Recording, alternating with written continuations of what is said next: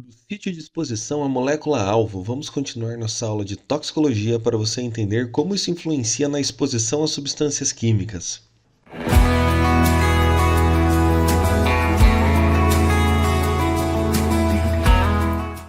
E aí, pessoal, meu nome é Fábio Michelotto. Você já sabe que eu sou professor de farmacologia, toxicologia e neurociências. E nessa playlist eu estou falando um pouquinho sobre toxicodinâmica. Na aula de hoje eu vou falar um pouquinho do sítio de exposição à molécula-alvo, como essas interferências podem aumentar ou diminuir a toxicidade de um fármaco ou substância química. Mas antes de começar, não se esquece, clica no botão do joiômetro, se inscreve no nosso canal e compartilha esse vídeo com seus colegas que estão estudando toxicologia e não estão entendendo nada do que o professor está falando. Vamos seguir para essa aula. Primeiro de tudo, para que ocorra um efeito tóxico é necessário que o toxicante esteja em contato com o sítio de ação, não é isso? Não tem como ocorrer um efeito tóxico se o toxicante não está em contato com aquele sítio de ação com o alvo molecular. É a mesma coisa que na farmacologia. Um fármaco só atua quando ele está em contato com o receptor dele, com a enzima, com alguma coisa. Aqui é a mesma coisa, pessoal. Quanto maior a concentração do toxicante junto ao sítio ativo, lá na biofase, com certeza maior será a toxicidade final. Deste modo, os processos tóxico-cinéticos eles exercem grande influência na toxicidade final de uma substância.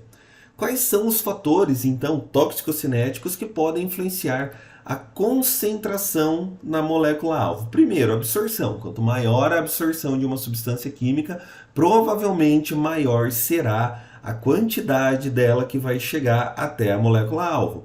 Distribuição. Quanto mais facilmente a molécula é distribuída, quanto menor a taxa de ligação às proteínas plasmáticas, mais rapidamente e também maior será a toxicidade. Eliminação pré-sistêmica. Se uma substância sofre uma eliminação pré-sistêmica muito grande, então menor será a quantidade dela no alvo molecular. Toxificação metabólica. Tem determinadas substâncias que a forma como você ingere é inerte. Por exemplo, paracetamol. Paracetamol é uma substância que em si ela é inerte, mas depois ela passar por um processo de toxificação metabólica, o metabólito dela é tóxico no fígado. Então, se uma substância ela sofreu um processo de toxificação metabólica, maior será a quantidade de substância tóxica que chega até o órgão-alvo. Reabsorção. Uma vez que a substância é eliminada, seja pela via renal, que é a mais comum, ou por outra via qualquer, se ela sofrer processo de reabsorção, mais rapidamente ela volta para o local de ação. Então, quanto maior a reabsorção, maior a toxicidade. E eliminação. Quanto maior a eliminação da substância, menor a toxicidade dela. Quais são os mecanismos que facilitam a distribuição para o alvo celular? Porosidade do endotélio. Quanto mais poroso for o endotélio vascular, a membrana ali dos vasos sanguíneos, mais facilmente a substância chega até o seu alvo celular. Transporte especializado através da membrana. Se essa substância química ela conseguisse ligar alguma enzima, algum transportador que transporte ela mais rapidamente através da membrana, maior será a toxicidade. Acúmulo em organelas celulares. Vamos supor que essa substância ela consiga se acumular, por exemplo, na mitocôndria, no retículo endoplasmático, no complexo de Golgi. Quanto mais acumulada ela ficar nessas organelas, maior será a toxicidade dela. E ligação com o conteúdo intracelular. Pode ser proteínas do citosol, qualquer coisa. Maior será então a toxicidade dessa substância. Agora, quais são os mecanismos que dificultam a distribuição para o alvo celular? Ligação com as proteínas plasmáticas. Quanto mais ligada estiver uma substância às proteínas plasmáticas, menor será a toxicidade dela. Barreiras especializadas. Se uma substância não é capaz de ultrapassar a barreira hematoplacentária ou a barreira hematoencefálica, menor a toxicidade dela nesses órgãos. Não quer dizer que vai ser menor no geral, mas nesses órgãos, no caso o sistema nervoso central e o feto, né? Distribuição nos sítios de armazenamento. Então vamos supor que uma substância ela tenha tendência a permanecer armazenada em algum sítio, seja ele lipídio, osso, menor será a toxicidade dela. E liberação a partir das células especializadas. Então, por exemplo, ela é liberada a partir de células glandulares e, consequentemente, eliminada. Então, menor é a toxicidade dessa substância. Aspectos importantes que também podem interferir na toxicidade final de uma substância são eles: toxificação. Vamos pensar um pouquinho sobre a toxificação metabólica. Olha como ela pode ser boa e também como ela pode ser ruim. Vamos pensar que um paciente ingeriu uma determinada quantidade de um medicamento que ele é uma prodroga, ou seja, ele está na sua forma inativa. Essa quantidade muito grande de medicamento que ele ingeriu ainda não está fazendo efeito tóxico, porque, como a gente disse, é uma prodroga, ou seja, está na sua forma inativa, correto?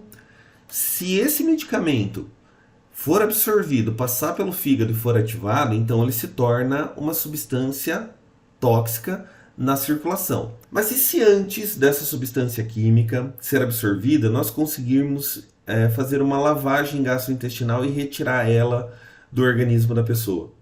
Então a toxificação metabólica não vai acontecer.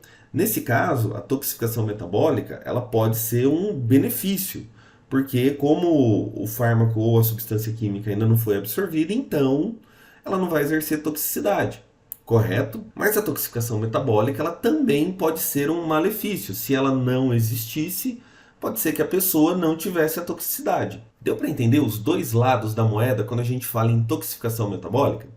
Da mesma forma, vamos supor que um paciente ele tenha problemas hepáticos. Nós sabemos que o fígado é responsável pela maior parte do metabolismo de uma substância. Se essa substância passar por um fígado que não consegue mais realizar a atividade metabólica de forma adequada, então a toxificação metabólica vai ocorrer de forma menos intensa, o que também é bom porque diminui a toxicidade. Então, como você pode ver, a toxificação metabólica não é algo tão simples assim. Ela pode ser boa ou pode ser ruim, dependendo do contexto que você está pensando. Eliminação. A eliminação ela ocorre predominantemente através de duas formas: do metabolismo, como eu já disse anteriormente, predominantemente hepático, e também da excreção, predominantemente renal. Se uma droga depende do metabolismo para ser eliminada, e essa droga ela encontra um fígado que não está eliminando ela corretamente, que não está fazendo o metabolismo corretamente, a meia-vida dela será maior. Consequentemente, ela vai exercer a toxicidade por mais tempo.